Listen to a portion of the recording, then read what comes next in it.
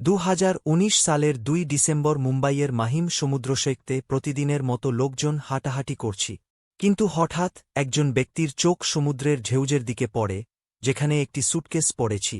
সুটকেসটি দেখে সেই ব্যক্তির মনে হয়েছিল হয়তো এর ভিতরে কোনো মূল্যবান জিনিস থাকতে পারে, তাই তিনি তৎক্ষণাৎ সেটির দিকে এগিয়ে যান। কিন্তু সুটকেসের কাছে পৌঁছানোর সঙ্গে সঙ্গে তিনি এক অদ্ভুত এবং অত্যন্ত দুর্গন্ধ অনুভব করে। তখনই তিনি বুঝতে পারেন যে সুটকেসে নিশ্চয় কিছু সমস্যা রয়েছে। এরপর সেই ব্যক্তি দ্রুত পুলিশকে ফোন করে সমস্ত কিছু জানান। কিছুক্ষণের মধ্যেই পুলিশ ঘটনাস্থলে পৌঁছা। তারপর সুটকেসটি খুলে দেখা হয়, কিন্তু সুটকেসটি খোলার সঙ্গে সঙ্গেই উপস্থিত সবার চমকে ওঠার মতো অবস্থা হয়, কারণ তারা এমন দৃশ্য আগে কখনো দেখেনি। সুটকেসের ভিতরে একজন মানুষের শরীরের খণ্ডিত অংশ ছিল, একটি হাত, একটি পা এবং শরীরের প্রধান অংশ পলিথিনে মোড়ানো অবস্থা। এই ভয়াবহ দৃশ্য দেখে উপস্থিত সবাই হতবাক হয়ে যায়, কিন্তু পুলিশের জন্য সবচেয়ে বড় চ্যালেঞ্জ ছিল যে সুটকেসটি সমুদ্রের ঢেউজের সঙ্গে ভেসে এসেছে, যার কোনো শনাক্তকরণ চিহ্ন বা সূত্র ছিল না। তাই এই মামলা পুলিশদের জন্য একটি বড় চ্যালেঞ্জ হয়ে দাঁড়া। পুলিশ তদন্ত শুরু করে এবং সুটকেসের ভেতরে থাকা একটি শার্টের ট্যাগ তাদের সাহায্য করে। ট্যাগটিতে লেখা ছিল এলমোমেন্স ওয়্যার। পুলিশের দল এই দোকানের ঠিকানা খুঁজতে শুরু করে। কিছু খোঁজাখুঁজির পর তারা জানতে পারে যে এই দোকানটি মুম্বাইয়ের কুর্লা পশ্চিমের বেলগামি রোডে অবস্থিত। এরপর পুলিশ সেখানে পৌঁছে শার্টটি দোকানের মালিককে দেখিয়ে জিজ্ঞাসা করে, এই শার্ট কি এখানে সেলাই করা হয়েছিল? যেহেতু ট্যাগটি স্পষ্টতই আপনার দোকানের, তাই এই শার্টটি এখানেই সেলাই হয়েছে কি না? দোকানে কাজ করা টেইলার উত্তর দিলেন, হ্যাঁ, ট্যাগটি আমাদের দোকানেরই। তিনি আরও বললেন, যদি এই শার্ট আমাদের এখানে সেলাই করা হয়ে থাকে, তবে এর রেকর্ডও আমাদের কাছে থাকবে। এরপর সেই টেইলার একটি বড় রেকর্ড বুক বের করেন, যেখানে তিনি প্রতিটি কাস্টমারের কাপড়ের নমুনা এবং নাম লিখে রাখে। কিছুক্ষণ খোঁজার পর টেইলার সেই শার্টের কাপড়ের নমুনার সঙ্গে মিলে যাওয়া একটি রেকর্ড খুঁজে পান। সেই রেকর্ডে একটি নাম লেখা ছিল, বেনেট রিবেলো। এখন পুলিশের কাছে নিশ্চিত হয় যে যিনি এই শার্ট সেলাই করেছিলেন তার নাম বেনেট রিবেলো। কিন্তু সমস্যা ছিল, টেইলার সেই ব্যক্তির নাম ছাড়া আর কিছুই লিখে রাখেননি, না ঠিকানা, না ফোন নম্বর। তাই পুলিশের জন্য এটা একটি বড় চ্যালেঞ্জ হয়ে দাঁড়াল। শুধু একটি নাম দিয়ে মুম্বাই শহরের ভিড়ে সেই ব্যক্তিকে কোথায় খুঁজবে? টেইলারের দোকানে দাঁড়িয়ে থাকার কোনো উপায় ছিল না। এরপর ক্রাইম ব্রাঞ্চ সোশ্যাল মিডিয়ার সাহায্য নেওয়ার সিদ্ধান্ত নেয়। তারা ভাবল সম্ভবত বেনেট রিবেলো সোশ্যাল মিডিয়ায় নিজের অ্যাকাউন্ট তৈরি করে ছবি পোস্ট করেছে। এই ভাবনা থেকে তারা প্রথমে ফেসবুকে বেনেট রিবেলো নামটি সার্চ করে, কিন্তু স্বাভাবিকভাবেই অনেকগুলো প্রোফাইল সামনে আসে। তাদের মধ্যে কোনটি সত্যিকারের বেনেট রিবেলোর প্রোফাইল, সেটা জানা পুলিশের জন্য আরেকটি বড় চ্যালেঞ্জ হয়ে দাঁড়া।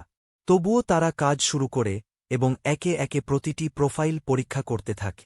অবশেষে পুলিশের পরিশ্রম কাজে আসে। তারা একটি প্রোফাইল খুঁজে পায়, যা দেখে তাদের মনে হয় যে এটাই সেই ব্যক্তি, কারণ যে হাতটি সুটকেসে পাওয়া গিয়েছিল সেই হাতের গঠন প্রোফাইলে আপলোড করা ছবির সঙ্গে মিলে যাচ্ছি। শুধু তাই নয়, প্রোফাইলে একটি ছবি পাওয়া যায় যেখানে বেনেট রিবেলো সেই একই পোশাক পরেছিলেন যা সুটকেসে পাওয়া গিয়েছি। এতে নিশ্চিত হয় যে পুলিশ যে ব্যক্তিকে খুঁজছে তিনিই বেনেট রিবেলো। আরও তদন্তে জানা যায় তিনি একজন মিউজিশিয়ান, গিটার ও পিয়ানো বাজিয়ে জীবিকা নির্বাহ করতেন। প্রোফাইলে একটি আইডি কার্ডের ছবি পাওয়া যায় যেখানে তার ঠিকানা ও ফোন নম্বর লেখা ছিল। পুলিশ সেই ফোন নম্বরে যোগাযোগের চেষ্টা করে, কিন্তু নম্বরটি বন্ধ ছিল। পরে তারা ঠিকানায় পৌঁছায়, যা ছিল সান্তাক্রুজ ইস্টে, কিন্তু বাড়িতে গিয়ে দেখে দরজায় তালা লাগানো।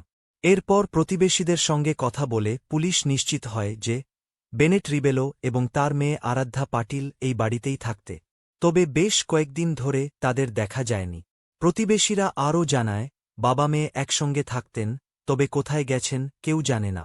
পুলিশ এবার বাড়ির দরজা ভেঙে তল্লাশি শুরু করে। বাড়ির ভিতরে একটি নোটবুক পাওয়া যায় যেখানে লেখা ছিল, আমি একজন খারাপ মেয়ে। যিনি আমাকে আশ্রয় দিয়েছেন, লালন পালন করেছেন, আমি তাকেই হত্যা করেছি। এই কয়েকটি বাক্য পুলিশের কাছে একটি বড় সূত্র হয়ে ওঠে। যেখানে একদিকে ক্রাইম ব্রাঞ্চ মনে করছিল যে বেনেট রিবেলোর মেয়ের সাথেও হয়তো এমন কিছু ঘটেছে যা তার বাবার সাথে হয়েছে, সেখানে নোটবুকে লেখা লাইনগুলো পড়ে পরিষ্কার বোঝা গেল যে আরাধ্যা আসলে বেনেট রিবেলোর নিজের মেয়ে নয়।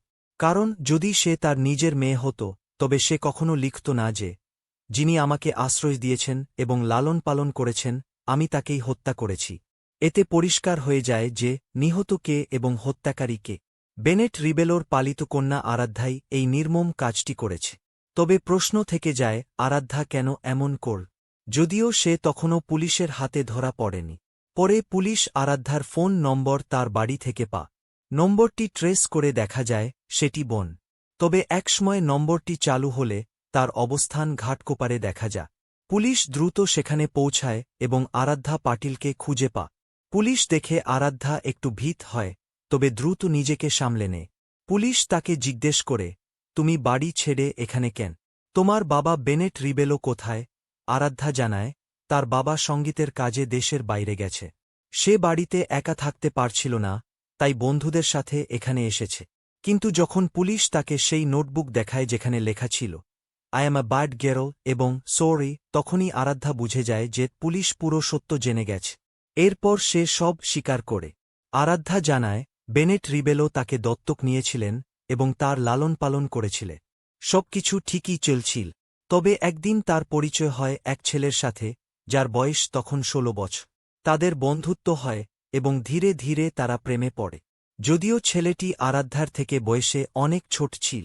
একদিন আরাধ্যা তার প্রেমিককে জানায় যে বেনেট রিবেলো, যে তাকে দত্তক নিয়েছে, তার সাথে শারীরিক সম্পর্ক তৈরি করার চেষ্টা করে।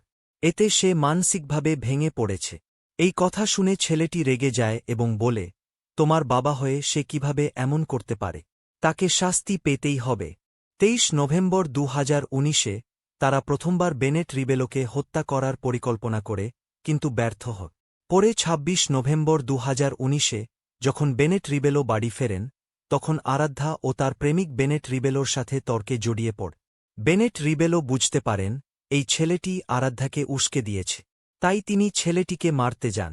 ঠিক তখনই আরাধ্যা একটি লাঠি নিয়ে তার বাবার মাথায় আঘাত করে। এরপর একাধিকবার তাকে আঘাত করে। বেনেট রিবেলো তখনও জীবিত ছিলেন, কিন্তু এরপর আরাধ্যা তার মুখে কীটনাশক স্প্রে করে। তাতেও না থেমে সে চাকু দিয়ে তাকে হত্যা করে। এরপর তারা বেনেট রিবেলোর দেহ টুকরো টুকরো করে কাটে। দেহ কাটতে সমস্যা হলে তারা চাকু গরম করে ব্যবহার করত এবং হাড়গুলো হাতুড়ি দিয়ে ভেঙে ফেল। পরে সেই দেহের টুকরোগুলো একটি সুটকেসে ভরে সমুদ্রের কাছাকাছি ফেলে দেয়। সেই সুটকেসে থাকা কাপড়ের সূত্রে পুলিশ এই মামলার সমাধান করতে সক্ষম হয়। যেহেতু আরাধ্যার প্রেমিক 6 বছর বয়সী, তাকে জুভেনাইল হোমে পাঠানো হয়। আর আরাধ্যা প্রাপ্তবয়স্ক হওয়ায় তাকে জেলে পাঠানো হয়।